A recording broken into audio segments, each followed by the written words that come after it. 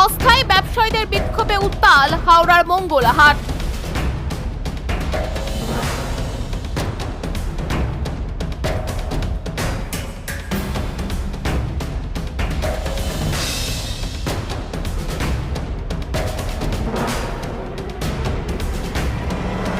গত সপ্তাহে রাস্তা দখল না করে নির্দিষ্ট মার্কিং করা জায়গায় ব্যবসা করার অনুমতি দিয়েছিল প্রশাসন, আর সেই মতোই রবিবার রাত থেকে আসতে শুরু করেছিলেন ওস্তাগারেরা।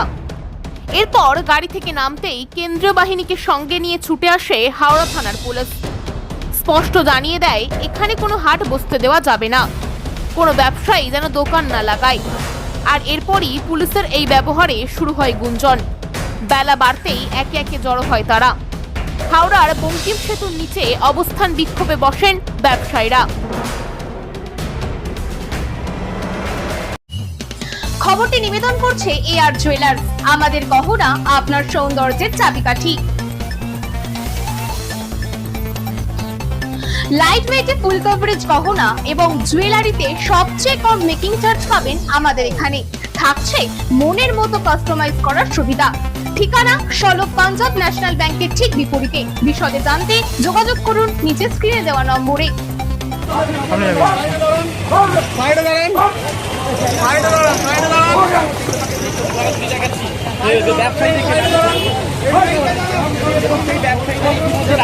ব্যবসা করতে বারণ করা হয়েছে, সেই বাধা তারা মানতে চায়নি।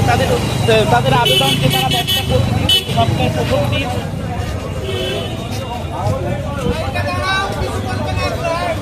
एकदम ये रोड क्लियर रहेगा, साइड में रहो।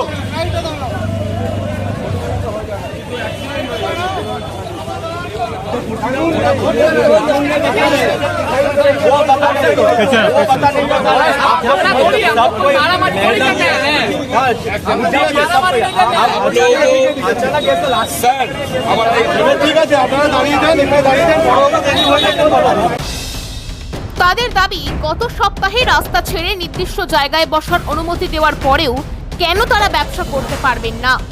তারা প্রশাসনের সমস্ত নির্দেশ মেনে চলার অঙ্গীকার করার পরেও কেন এমন সিদ্ধান্ত?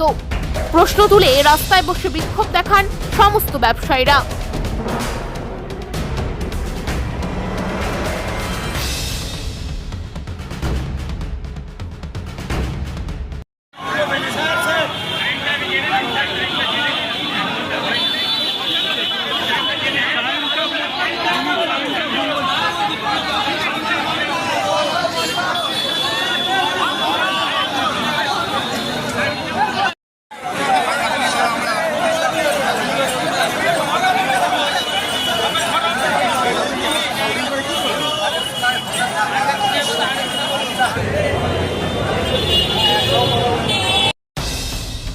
আর ঠিক তারপরেই তাদের ছত্রভঙ্গ করতে লাঠি উঁচিয়ে তেড়ে যায় কেন্দ্রীয় বাহিনীর জওয়ানরা। ফলে পরিস্থিতি উত্তপ্ত হয়ে ওঠে। তবে বেশ কিছুক্ষণের মধ্যেই পরিস্থিতি নিয়ন্ত্রণে আসে।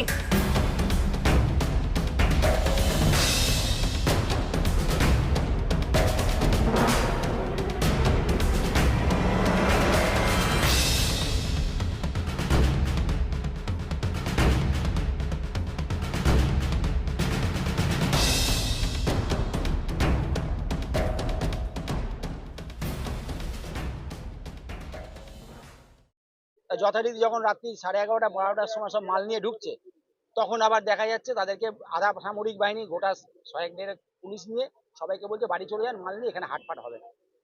তো আজকে কাল রাত্রিবেলা 12টা থেকে প্রায় রাত্রি 1:30-2টো অবধি সবার সঙ্গে ফোনে কনভারসেশন রেখেছে। আমি বললাম যে কিছু করার নেই, সবাই বলে দাদা এই করবো সেই করবো। আমি না, বিশৃঙ্খলা আমরা করবো না, আমরা ব্যবসায়ী, আমরা ব্যবসা করতে এসেছি, আমরা এখানে কোনো লড়াই করতে আসিনি, ঝগড়া করতে আসিনি। আমরা পিসফুল সরকারের কাছে এই আবেদন রাখতে চাই যে আমাদের যেন চিন্তা ভাবনা করা হয়। আজকে ডেটে দাঁড়িয়ে প্রায় 1,20,000 দোকানদার ফুটপাতে, বাকি আদার্স যারা আছে সব যৌথভাবে যদি আমরা একসাথে করি, আজকে 4 থেকে 5 লক্ষ লোকের কি অবস্থা হবে, তাতে রুটি রুজির কি হবে, তারা কি খেয়ে থাকবে, কিভাবে চলবে? আজকে করুক, আমরা চাইছি যে সরকার ভালো কাজ করছে করুক, কিন্তু তা বলে এই নয় আমাদেরকে একটা যদি তার মানে কোনো রকম সাবসিডি না করে দেয়, আজকে পুনর্বাসন না করে যদি, এটা তো করণীয় নয়।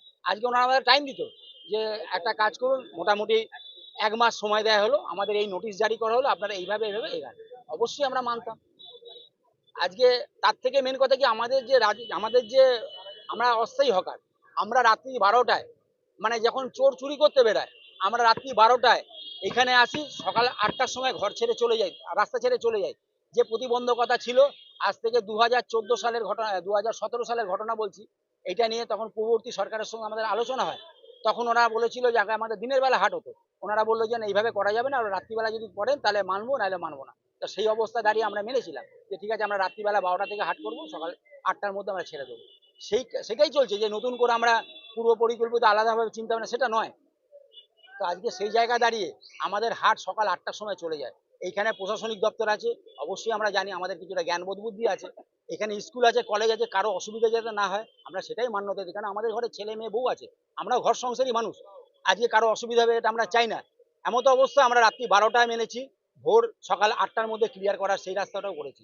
তারপরেও যদি সরকার কর্তৃপক্ষ আমাদের উপর এরকম ঝড় এনে দেয়, আমরা যাবো কোথায়? আমরা কাকে বলবো? আমাদের অভিভাবক যখন ওনারা, আমরা এখন চাইছি যে আমাদের যে অবস্থায় রেখেছে, আজকে রাত্রি 12টা, সকাল 8টা, আমরা চাইছি সেইভাবে যেন দোকানদারি হোক। আমাদের দোকানদারি ভাইদের দোকানদারি করে তাদের এতজনের যে রুটি রুজি হট করে চলে গেলে তারা যাবে কোথায়? সেই জায়গায় দাঁড়িয়ে আমরা সরকারের কাছে এই আবেদন করছি, নতুন সরকার এসছে, আমরা নতুন সরকার আসা মানে আমাদের কিছু নতুন কিছু তাদের থেকে চাহিদা থাকে, নতুন ভাবনা চিন্তা করে আমরা সেই সরকার এসেছে। সবাই তাই আশ্বস্ত থাকে যে আমাদের এটা করে দেবে, আমাদের এটা ভালো করে দেবে। তা বলে এই নয় যে 1 মাস আসার আগে সময় সীমার আগেই আমাদের উৎখাত করে দেবে, আমরা যাবো কোথায়?